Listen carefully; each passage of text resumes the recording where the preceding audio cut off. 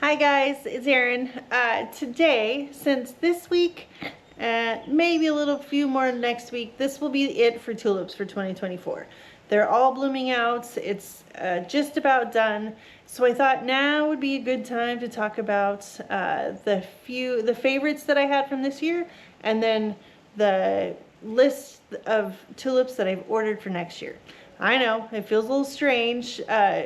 Thinking about tulips for next year when this year's are still blooming, but if you order wholesale like me, you got to get after it early, and now is the time. I actually didn't get to order several of the varieties that I really loved from this year that I wanted to buy, but I missed my window. I was just a few days late and I couldn't get the ones that I wanted. I got a whole bunch of other beautiful tulips coming, but those particular ones I couldn't get. But for you, unless you are growing wholesale and you're growing whole farms worth of flowers, don't worry. There's plenty of time. You can still order retail from all the way up till close to when it's time to plant in the fall. A lot of places, the retailers are ordering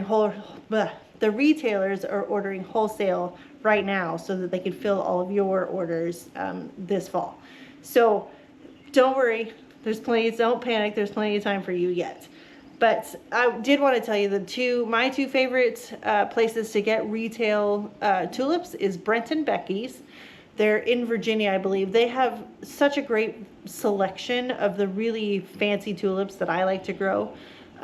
They also have all kinds of other plants, alliums and lilies and any kind of bulbs that you can come up with.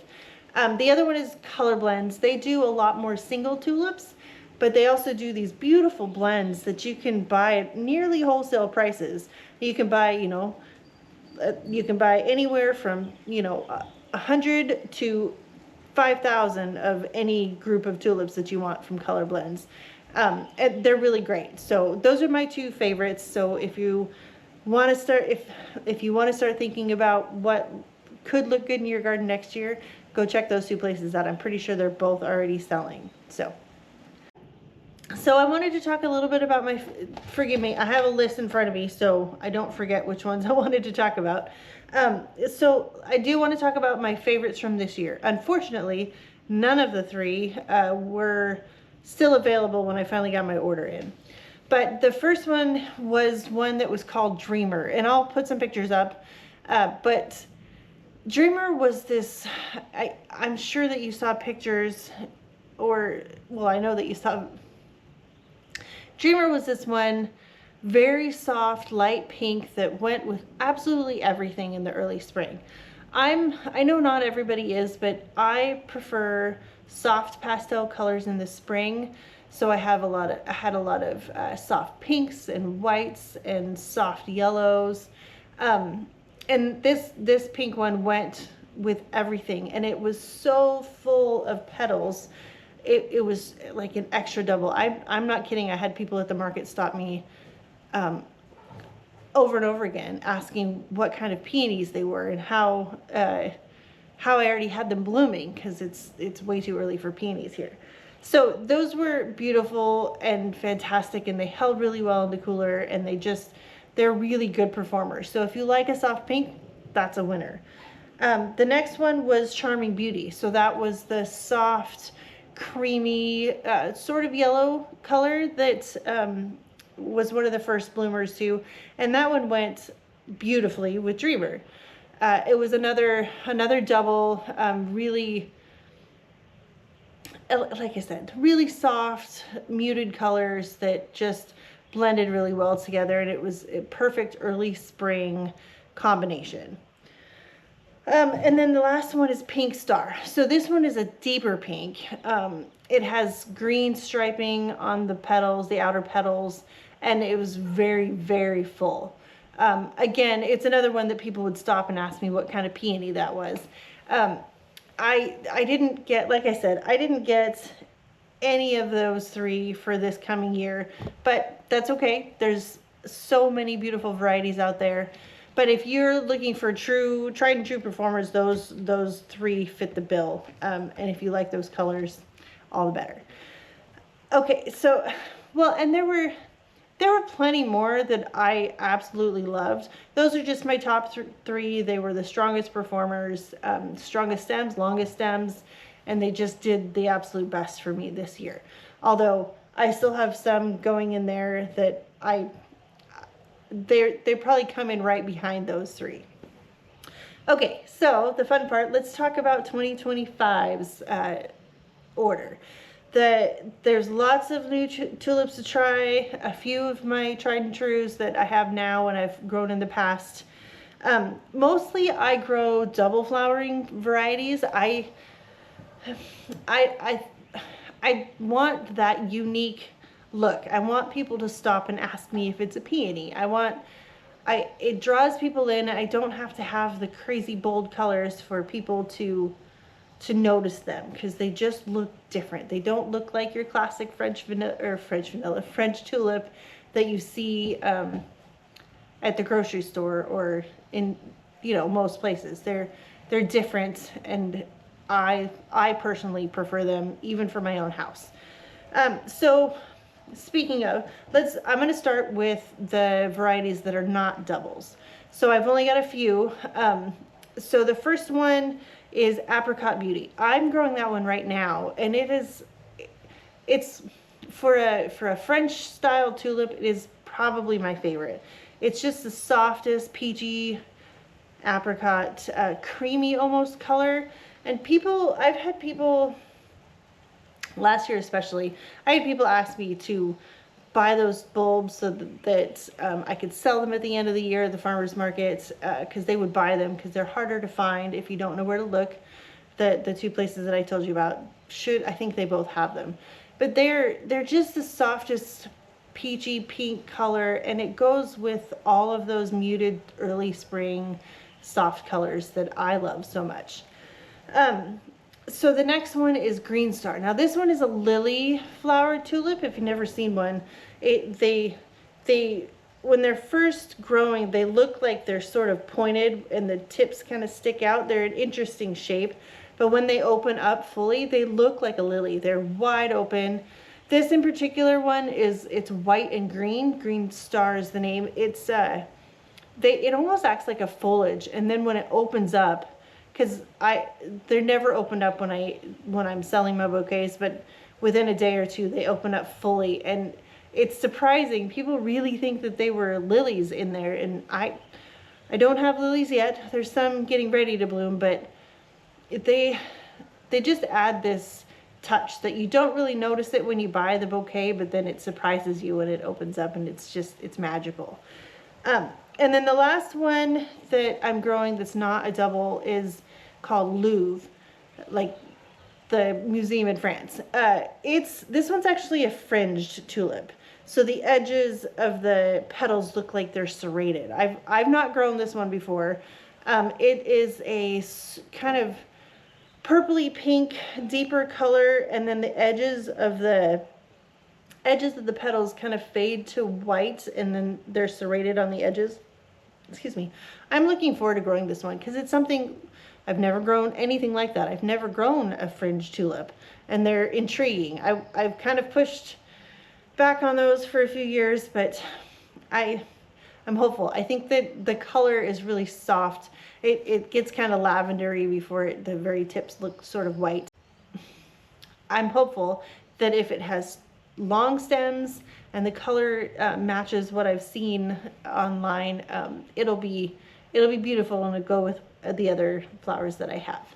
So those are the three different kinds that I have that are not doubles, and I only have 100 of each. Well, let's see, yeah. Oh, actually, of the Louvre, I ended up ordering 300 of them. But like I said, I'm experimenting a little bit with some. So the next up are the double tulips. So I'm going to start with the late flowering. I always try to grow from the different timings, so the early doubles and then the late doubles, so that it spreads out my bloom time, so I don't have everything blooming all at once. I'll have a bunch early for a couple of weeks, and then the rest will come on in the last few weeks, and you can stretch your season out a good month if you time it right. and you buy from the different timing of the tulips. So the first one I want to talk about is Ridgedale. It's sort of a dark pink flower. It has some green striping on the outside of it. This one I've grown before. It's an interesting color.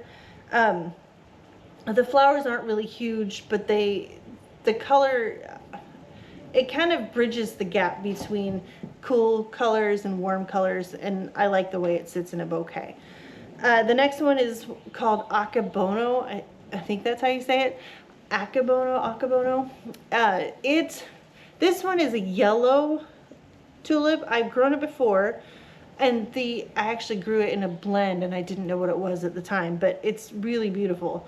It's a pretty bright yellow, not like school bus bright, but it's a noticeable yellow, but the very edge of the petals are red. It's a really interesting, draws your attention sort of flower. It doesn't scream, hey, look at me, but it's definitely that little hint of red. It makes you look twice. The next one is Backpacker. I grew this one this year. It's a good grapey sort of purple.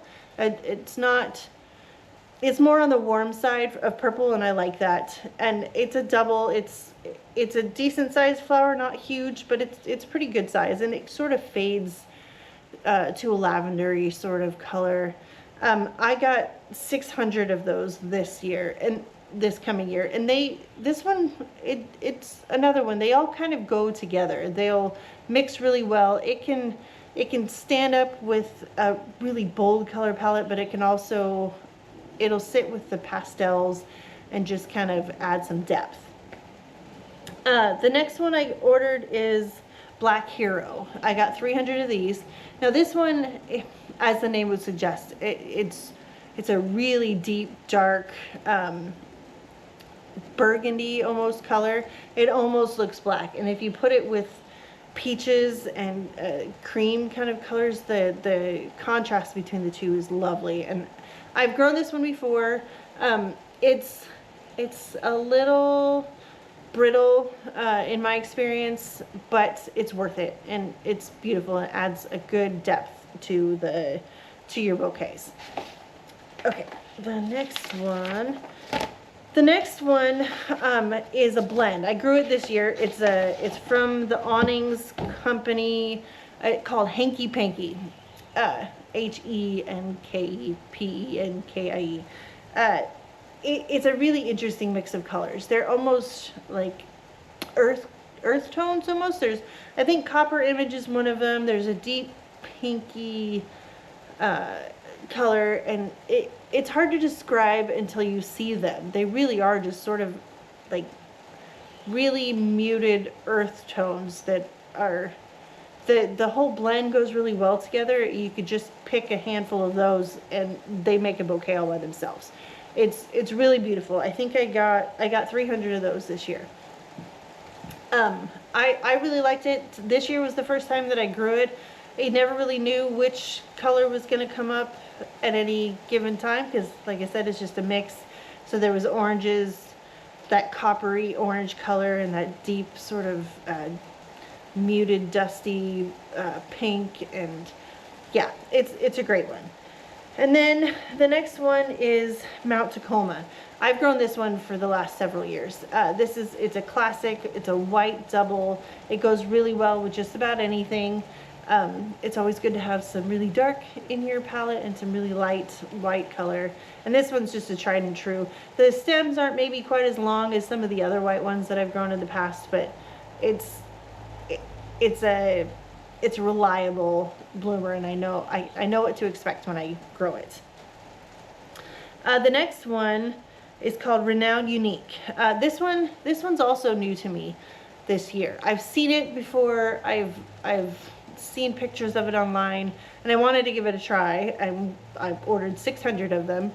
It's a pink, but it's more of it's a bright, it's so hard to describe. I'll put the picture up.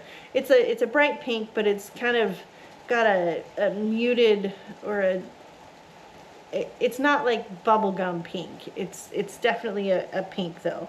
I'm looking forward to giving that one a go. I've heard really good things about it, so we'll give it a try. The next one is called Vogue. I ordered 300 of these ones. This is also a new one to me. It's a lighter pink, and the edges of the petals are white. Like it's interesting. It's the pictures will worth 1,000 words, right? It's more of a candy pink as far as I can tell, but the edges are being white adds some contrast that hopefully will blend with everything else. And then the last one of the late is called Wyndham. Again, this one's brand new to me. I fell in love with this color. It's hard to describe. It's another one of these earthy sort of colors, but it's kind of a mauvey, purpley, brown. It's hard to describe, like I said, but it also has a really bold white edge around the petals that should stand out. It looks to me like it'll go with a lot of the bright colors, but it could also marry with some of the pastel-y pale colors that I've also got. So I'm looking forward to seeing how that one goes. So that was it for the late tulips, but I have 4 more, the early doublings or early double tulips. So the first one is Amazing Grace. It's I ordered 600 of them. It's also a pink double, but it sort of has an apricot fade in it, like inside as the petals open up and fade a little bit, it sort of turns an apricot-y color, and I thought it was just beautiful. There's another one called Avant Garde. I also got 600 of these. It's a soft yellow. It should go with everything that we've got just about.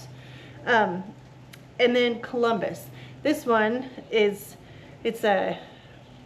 I ordered 300 of these. It's a raspberry sort of bright pink with white edges. I realize now that I've ordered several with white edges, but I guess the contrast of that drew me in this year.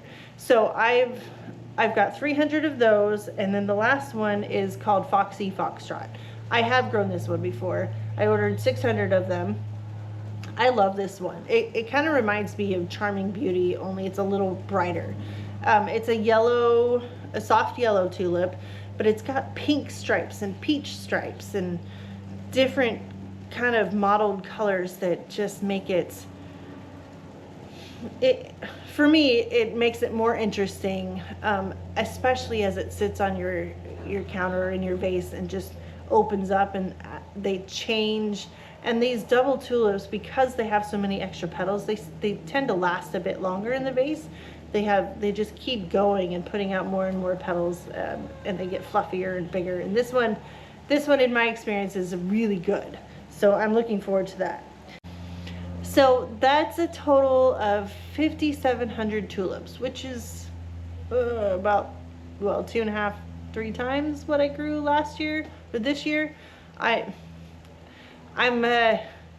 looking forward to it. I've been told in the past that when you order and plant spring bulbs, it's like a promise to yourself for a beautiful spring. You do all the work, get them in the ground, and then there's no immediate satisfaction. You just have to wait for months. But when they start coming out of the ground and start blooming, it's worth every bit of the work. On the other hand of that, it's definitely a lot of work to harvest them and get them ready for sale, but they're definitely worth all of the work. And I hope that you enjoyed this video. I hope that it inspires you to start thinking about your garden for next year, even though this year is just getting started.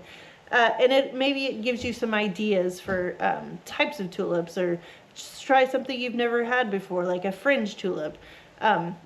Yeah, so like I said, I hope that you enjoy this. I hope you have been inspired to do something, and I will see you guys in the next video.